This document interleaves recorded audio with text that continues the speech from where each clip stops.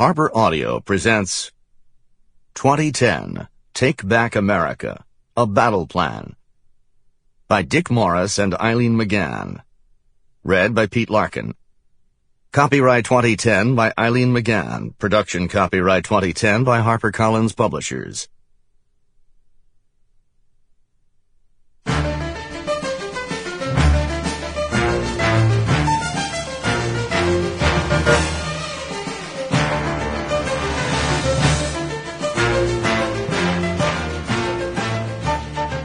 Introduction. Casting your vote in the November 2010 elections may be the single most important thing you do all year, because these elections will be the critical turning point for America's future, for the definition of what is America, for the chance to take back America. In 2010, in this 234th year of our astonishingly successful American democracy, at the dawn of the second decade of the new millennium, America stands on the edge of an ideological precipice, a precipice we can't back away from or ignore. We stand overlooking a chasm that separates those who want our values, our culture, and our economic systems to endure from those who want to change everything, regardless of the consequences. On the one side is the familiar America that we know and love. On the other is a very different America, the dream of Barack Obama. His dream is a pipe dream. His dream is our nightmare. Make no mistake, fulfilling Obama's quixotic vision for our future would result in the systematic ruin of just about every segment of the America we know and love. Don't underestimate him. He's made no secret of his determination to radically alter our economic structure, to socialize our healthcare system, to transform our foreign policies, and to compromise our national sovereignty. Those are his plans, and he's deadly serious about fulfilling them. But we can still stop him if we act together in November. We still have the power to prevent him from ideologically devastating and economically paralyzing this great nation, because that's what he plans to do.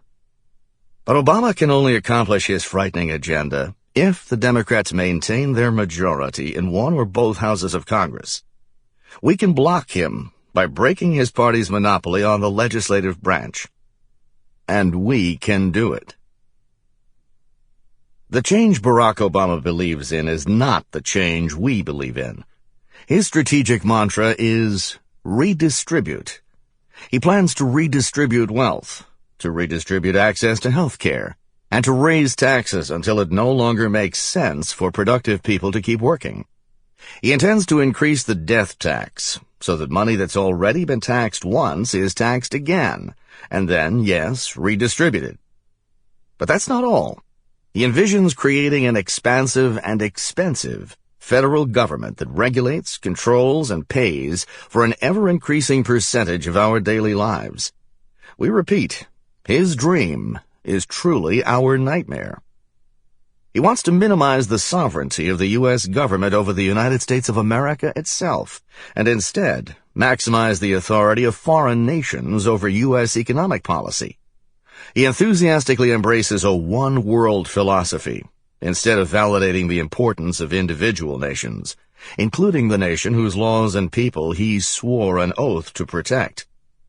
As part of this one-world strategy, he treats our longtime friends and allies with suspicion, while welcoming our enemies with naive tolerance.